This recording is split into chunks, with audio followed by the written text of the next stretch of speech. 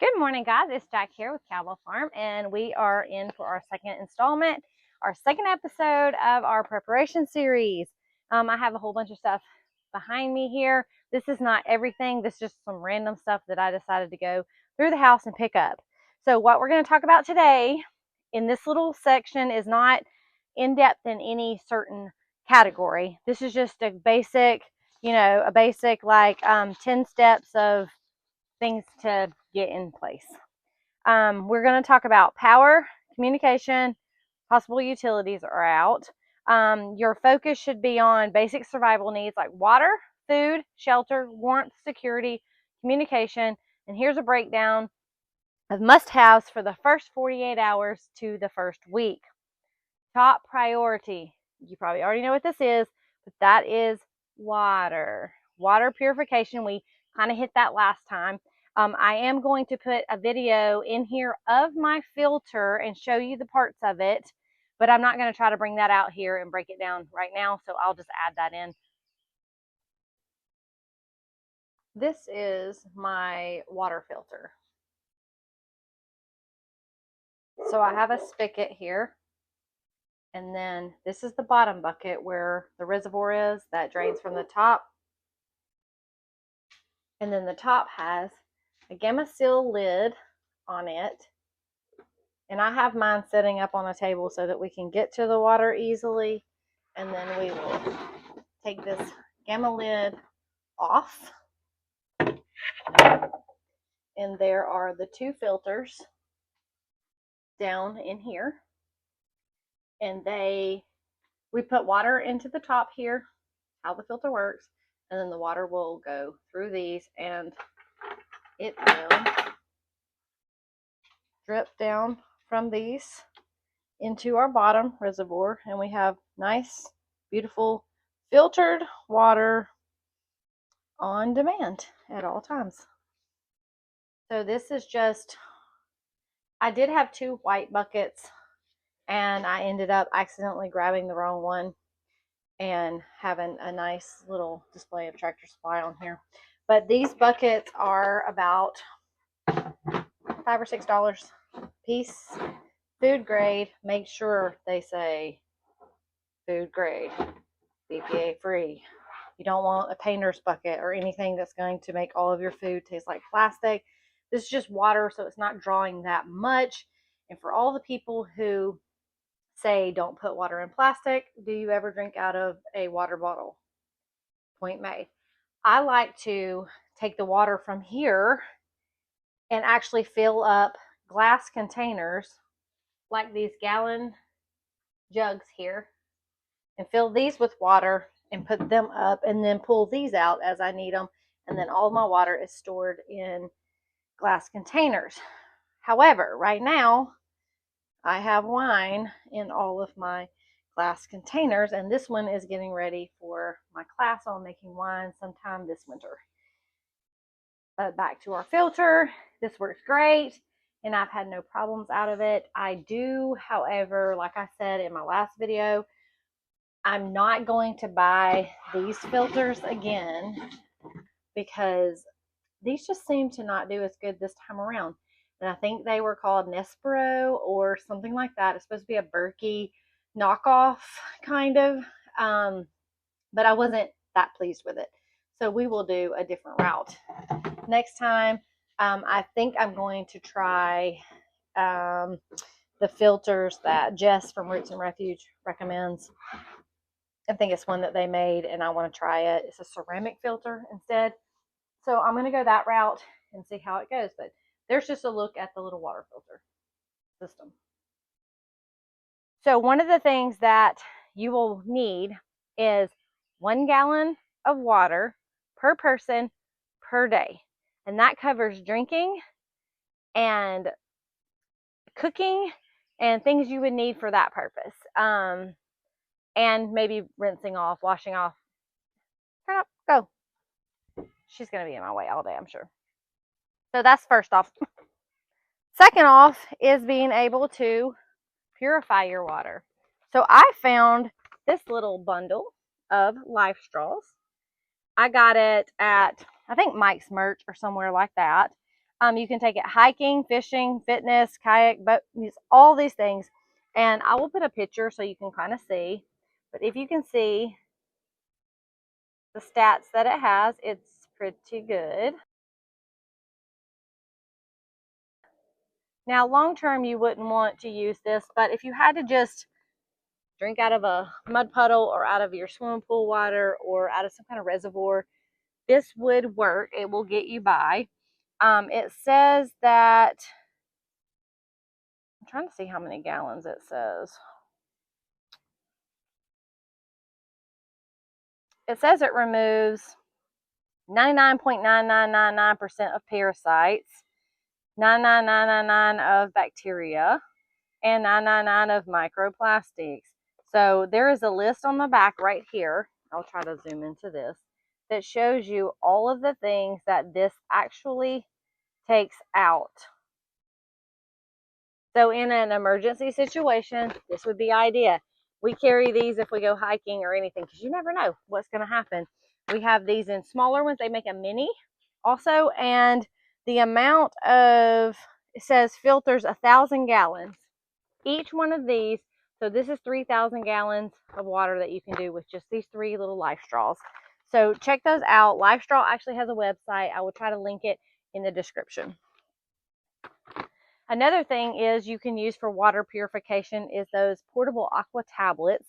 I have a jar of those somewhere. I just cannot place them like right now, which is really bad, but it's been there for a while. So you kind of have to redo your inventory and go through it and see what you have, because over years you forget what you have in stock. Bleach, unscented, and it's a disinfectant for your water. So if you use a bleach, you can use 8 drops, or approximately what I would do, and evaporate all of that chlorine out. And then the next day, boil it down to get all that flavor out, and all that. The chlorine will evaporate. After it kills the stuff, it will evaporate out. That's why if you take tap water and you set it out, the chlorination and all that will evaporate if you leave it sitting out for several hours. I'm not sure exactly how many hours, but if I'm going to do that, I usually leave it for a whole 24 hours to evaporate if I am out of filtered water and I need to make something. The animals are going to probably drive me crazy, so if you see them just jotting around in the background, just try to ignore them.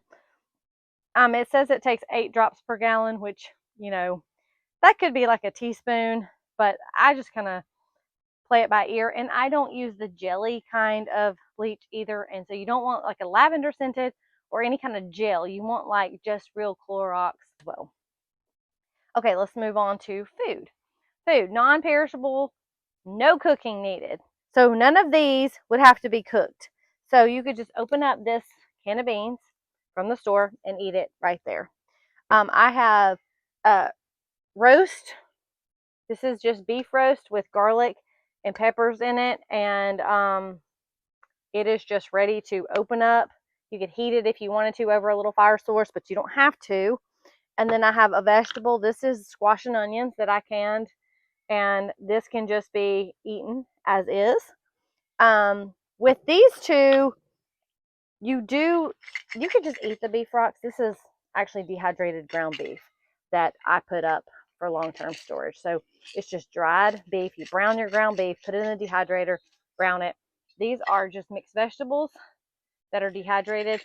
I do not have a freeze dryer. I cannot afford a freeze dryer, so I dehydrate everything.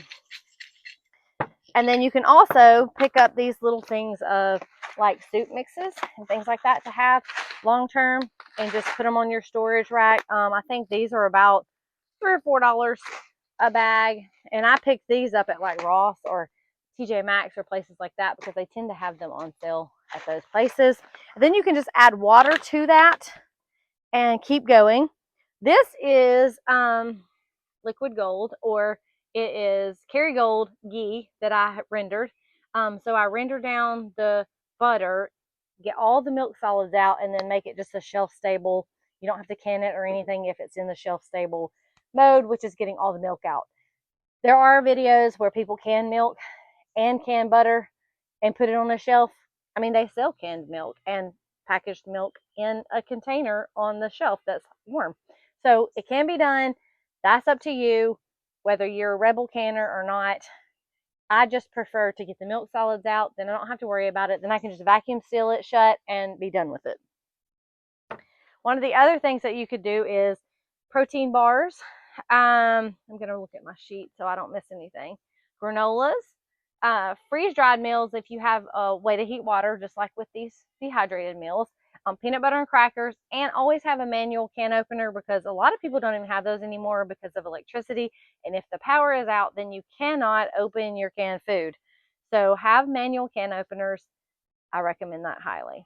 Okay, let's talk about heating and cooking. I did not bring this stuff out here. Like I said, you can use grills, propane, butane, camp stoves, rocket stoves. I'll put some pictures of some of the ones that I have here. I just didn't have time to go dig them out. We have people still sleeping in the house, and I didn't want to wake everybody up this morning, so I didn't pull all of those out.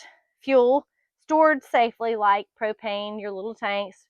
My little butane camp stove has little screw-on propane that you can just buy at Walmart. They sell them in the camping section. I think I have just a Coleman camp stove, and you just fold out, and it's got some burners, and you screw that little thing in there, easy breezy.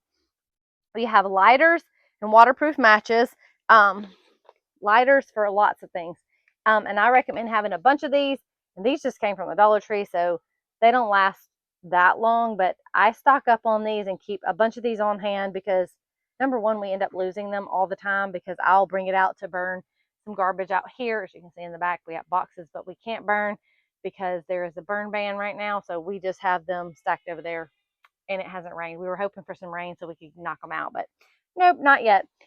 So lighters, and then matches.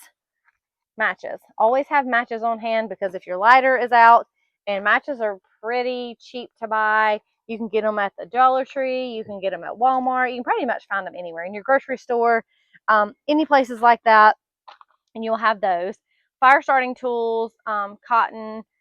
They recommend on the list like petroleum jelly, which is like Vaselines and things like that, which are combustible. So why do people put them on their skin? I don't know, but those types of things. And then you will need, for heat sources, like if it's cold outside, you will need to keep your body warm as well. So you will need blankets, sleeping bags, ways to keep that.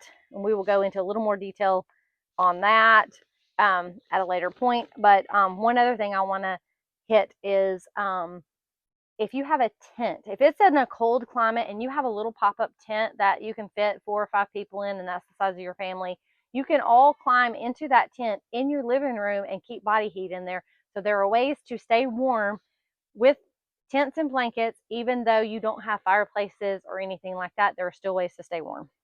So have those as backups for sure. We're going to move on to lighting. Battery powered hand crank flashlights, lanterns, batteries. Always have extra batteries. And if you want rechargeable batteries and you have a way to solar charge your rechargeable batteries, that's even better for the long term of that. Fire starting tools, we covered. I'm so sorry. And then we have headlamps and solar powered phone chargers and battery banks. So we're going to talk about a few of those right now. So this is a 4 Patriots battery bank. And this little solar panel, I sit it in my window so that it stays charged all the time. And then you can take it hiking, camping, anything you want. There are there's USB ports in it. So you can just charge your phones right into it with your USB cables, or other things that you want to charge. This has worked really great. It even has a little light on it on the back. And this has been a game changer for just power outages, hiking, things like this, because you can just put it right back outside. You can hook this. It's got a little latch here. You can hook it onto your backpack or whatever if you're moving around, and just have it facing out to the sun the whole time. And so it can constantly be charging, and then you have a backup battery for little things, radios, phones, things like that. These have been a lifesaver for me. Christmas lights, just little mini ceramic clear lights. When we have a battery, I have talked about, it is a Duracell battery bank, And so it takes like 12-volt batteries, and you can hook up to 4 of them to it. They sell them still, but it's not the same one we got, because we got ours years and years ago. And so they have upgraded it so much now that it's so much better. But you can just plug these kind of lights in there and run them all through your house on that battery bank, and it actually lasts a really, really, really long time, because these lights don't pull a lot of energy. So this is a great way if you have a way to like have a generator or something like that. You can have these run through your house and have light. If you don't have that, these are a game changer. So these are just your little cheap lights that stick out in the ground outside, and they're solar powered. I use these guys I've been using these for a decade as night lights and lighting things in the house when the power is out. So you would bring them out in the daytime and charge them all day, and then bring them inside at night, and it gives you a little bit of light. And if your children need a little light at night, these are great just to stick in their rooms, just so that they can have a little light, little night light still or whatever. And it makes it where it's just not pitch black everywhere you go. You can stick a couple in the bathroom. You can stick, where there's maybe not as much light. My bathroom doesn't have a window in it. So it has a door, and then that door goes to my shop, and then that shop, I can get light in there if I pin the curtains back in the door window, but it doesn't have a way other than that to get light in there. So it's just black back there. So these work really great for that type of thing. Another thing is you can get these cheap little tea light candles. These are just the little battery operated ones, that last a little while, but they will take just they're not going to light your room up brightly, but they will give you guidance on how to get somewhere if you need it. If you have the real ones of these, like the fire making ones, that are like wax, then you can heat rooms in your house with it. If you put them into a terracotta pot and turn it upside down, and you kind of make like this little oven thing, you can actually turn them on in there, and it will heat that terracotta pot, and that terracotta pot will in turn heat up the room that it is, and you can kind of stand around it and you will get heat off of it.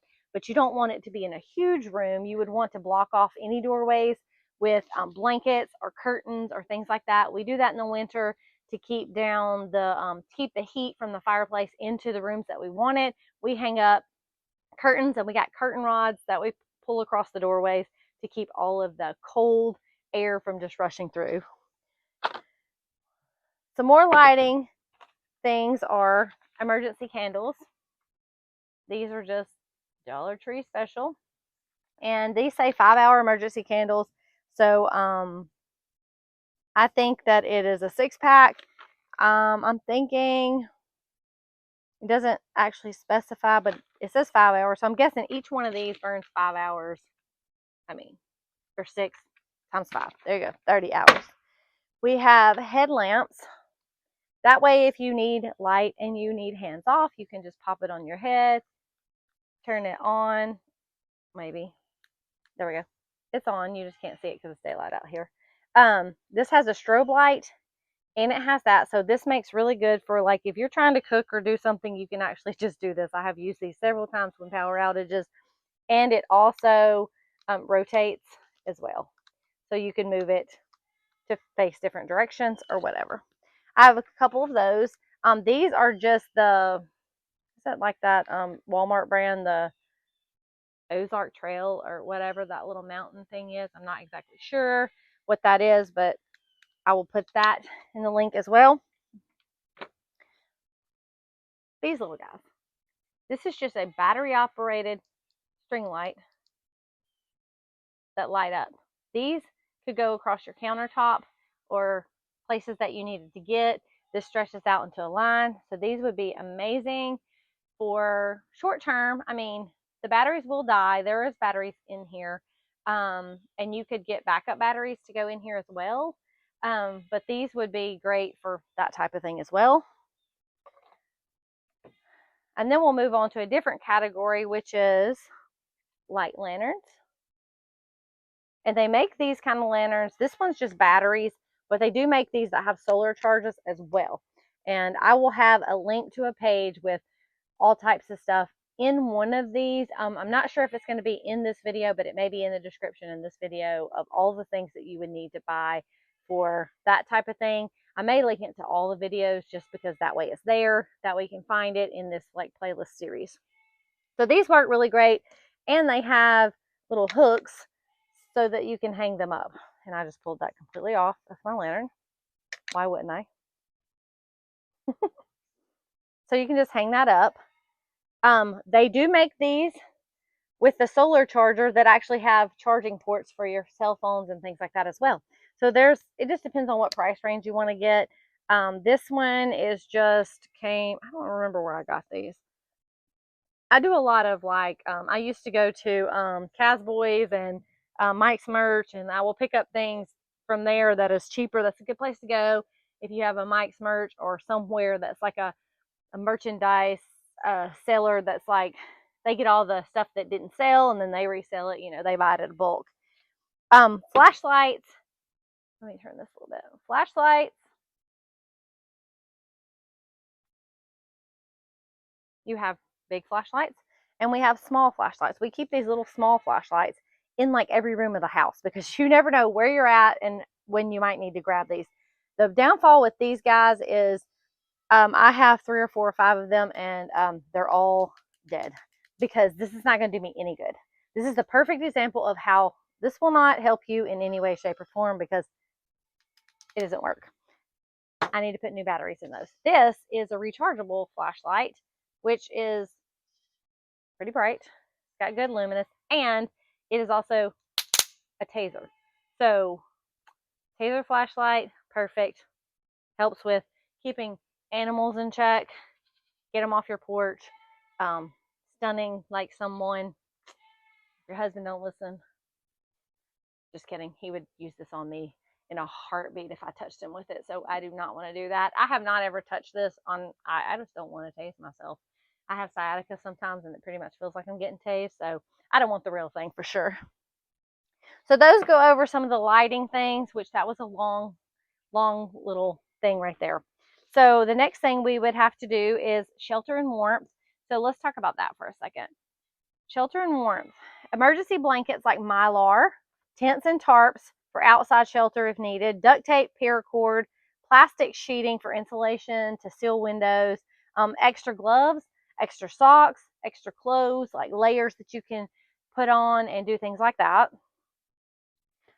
First aid and hygiene. We always know like band-aids, and I mean most people have a first aid kit in their house, I'm sure, but first aid kits, bandages, antiseptic, pain relievers, etc. Medications, at least a week's supply of what you have to take on a daily basis. If you are on some kind of prescription medicine, try to get a little bit of extra to have a month's supply on backup if you can't get to somewhere where you need it. And maybe if it's something that you can start weaning yourself off of, try alternate ways and talk to your doctor about maybe doing a more herbal route for some of the medication that you're on, just so that you're not stuck. And use a medical option that is growable in your region. So there are certain herbs to be used for certain things, and there are a lot of herbs that do the same thing, but they grow in different places. So you have to do some research and find out which herbs do what and where they will grow best. I don't want to have to depend on an herbal medicine that I have to order from somewhere else. I want to be able to make my medicine at home with the plants that I can grow or that grow wild in my region, which is South, Central Alabama. So it's hot and humid down here, and we have certain plants that thrive down here. And a lot of people call them weeds, and I call them medicine. You will need hand sanitizers and soaps, some kind of disinfectant of some sort. We keep this stuff. I don't use hand sanitizer. I do in my car sometimes, but I don't make it a habit because it has got alcohol in it and it will dry your hands out really, really bad. And you do want some germs on you. You don't want to hand sanitize everything or your immune system will be lacking. Wet wipes and toilet paper. Wet wipes and toilet paper are one of my, that's something that you always want to have on hand. And you can also make out of flannel sheets, old flannel sheets, you can actually make reusable toilet paper for like when you go urinate or whatever. You can wipe, and then you can wash these and put these in the washing machine, or hand wash them in a bathtub, or in a bucket of water, whatever. I hand wash mine and let them soak for like hours and hours and hours in hot soapy water, and then I go and wash them again, and then I rinse them. And that's what I have for my backup. The goat, the baby goat. They also have these little compressed paper towels. I do not have one out here, but I will show you. I will insert a picture here and show you, or a video and show you what they are and how they work. They just are a little compressed little button thing, and you just put water on it, so you can actually spit on it and turn it into a paper towel. You can, if you have bottled water, you can just pour a little bottled water on it, and it kind of grows. It's like those things that the kids always used with those like bath cloths that they would get, and they would put drops of water on them, and they expand, and then you have your towel to use. Same difference, but it's just a paper towel instead. Those are really great. And make sure you have a lot of trash bags and sandwich bags and freezer bags and things like that, because you will have to put things away. And that helps a lot. And the trash bags for getting rid of your waste and sanitary, sanitation and stuff, especially if you don't have a septic tank and you are on sewage and you don't have a way to get rid of excrements and things like that. I would not recommend using your toilet and trying to flush things down. I would find an alternate route. You can use a 5-gallon bucket and put little grocery bags in it, and then tie those up and dispose of those individually, and have like a bathroom. So to say, a toilet, a makeshift toilet. We call that the camping toilet if we ever go anywhere where it's like off the grid. If you can't pop a squat in the woods, then you can at least sit on the 5-gallon bucket. We covered flashlights and headlamps. Whistle, like, I need to invest in some more. I don't know where mine are, which is another great reason to go buy some more. Whistles for signaling, a fire extinguisher, personal protection based on comfort laws, like pepper spray, firearms, things like that, that you can actually, that's in your comfort zone. I recommend owning firearms, especially if things get really crazy and array and in a grid down situation. Pepper spray isn't going to do the job that a bullet will do. So enough of that. Dogs can be great alert and deterrents. I don't have that problem. I have 7 dogs, so good luck getting in my yard without me knowing,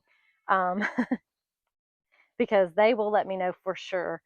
Communication, battery powered or cranked radios, which I have here, and mine is so old it still works, but the little thing that tells me what station I'm on is always a problem.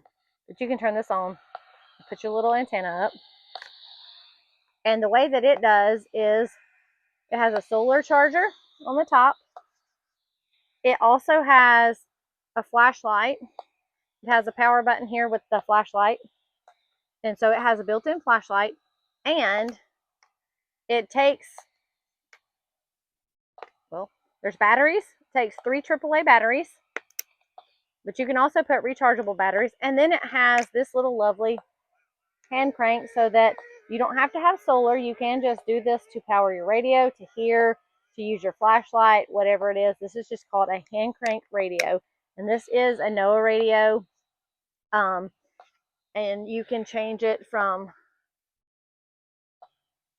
batteries to reusable batteries, but you have to change that. It's so dusty because it was like behind my TV, because I keep this on my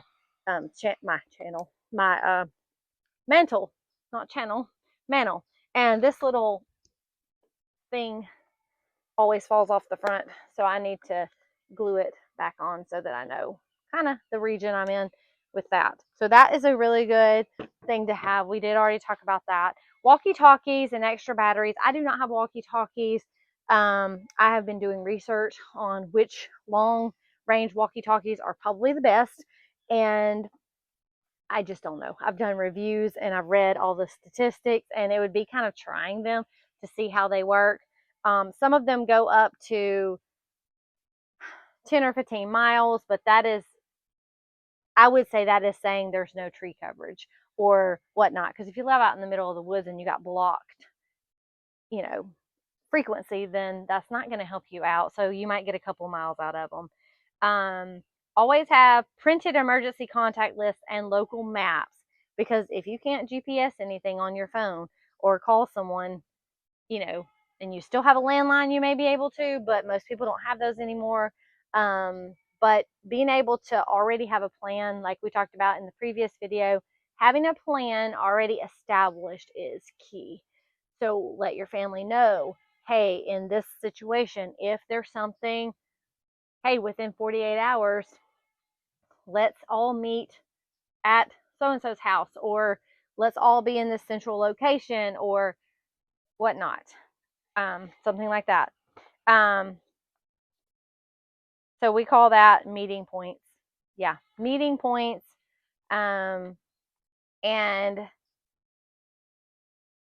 having family that lives far away can be nerve-wracking, because they will have to travel and get to you safely if they're coming out to a rural place. You know, if I have, my daughter lives an hour away from me, so, and she has my grandbaby, so that would be difficult for me mentally to have to be thinking about her getting to me if there's something and there's a problem and there's no communication, because I wouldn't be able to talk to her to know where she's at, to know if she's safe.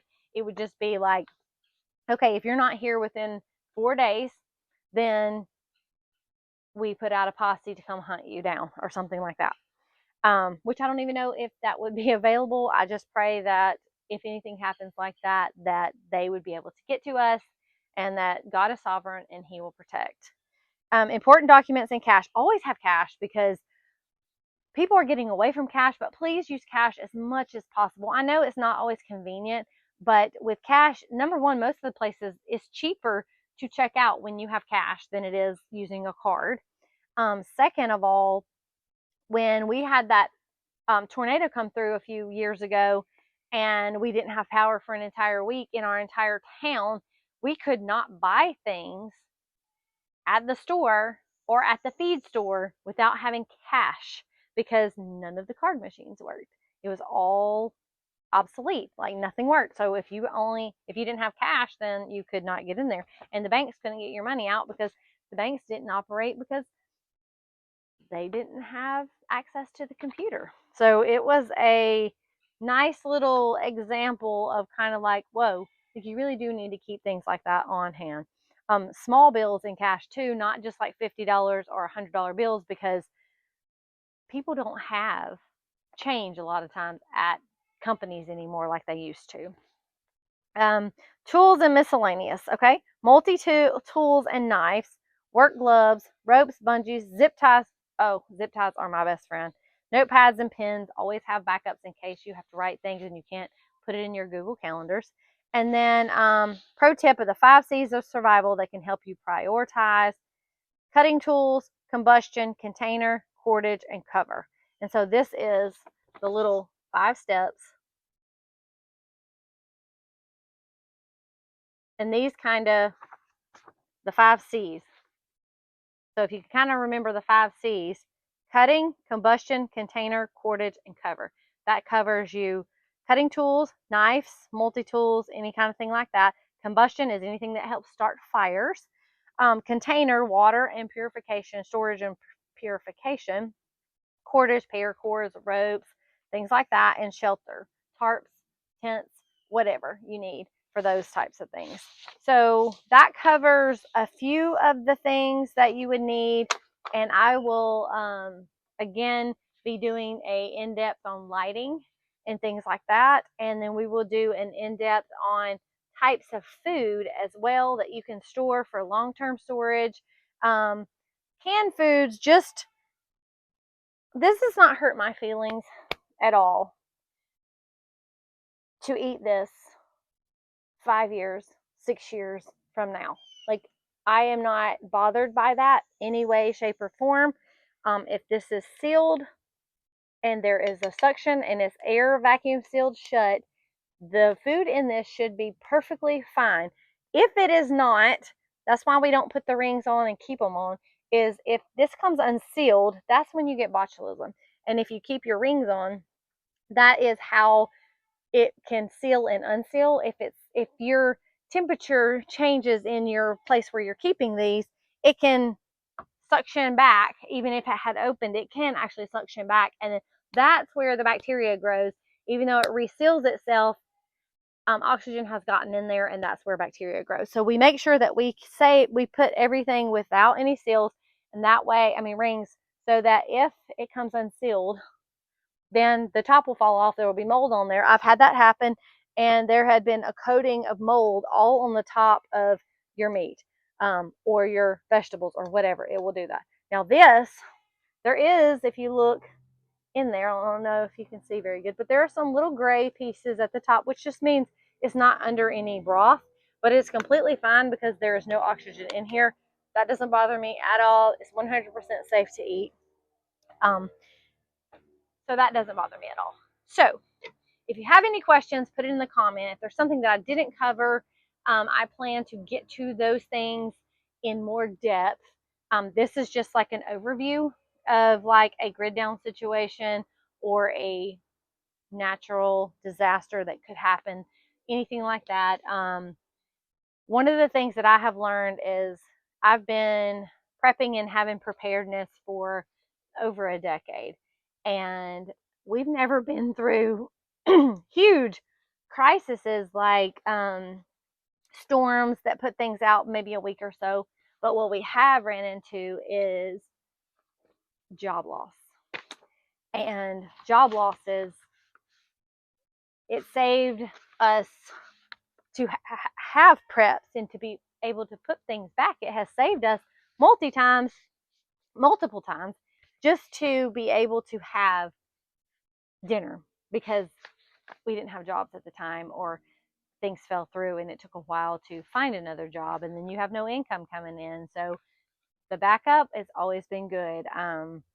We had about a 6-month period of not being able to find a new job and not having income, and I lived off of what we had put away. So it was nice to be able to eat like we normally did and not have to like just eat cornbread and butter beans for every meal. But yep, that's just a little overview, and if you have any questions, please put them in the comments, and I will try to answer as much as I can. I'm going to try to put some of the links in the description, and I will try to overlap some videos of some of the things that we talked about that I did not have. I'm not sure I'll get to all of those, but I will try. Thank you for hanging out with me. God bless, and have a wonderful day.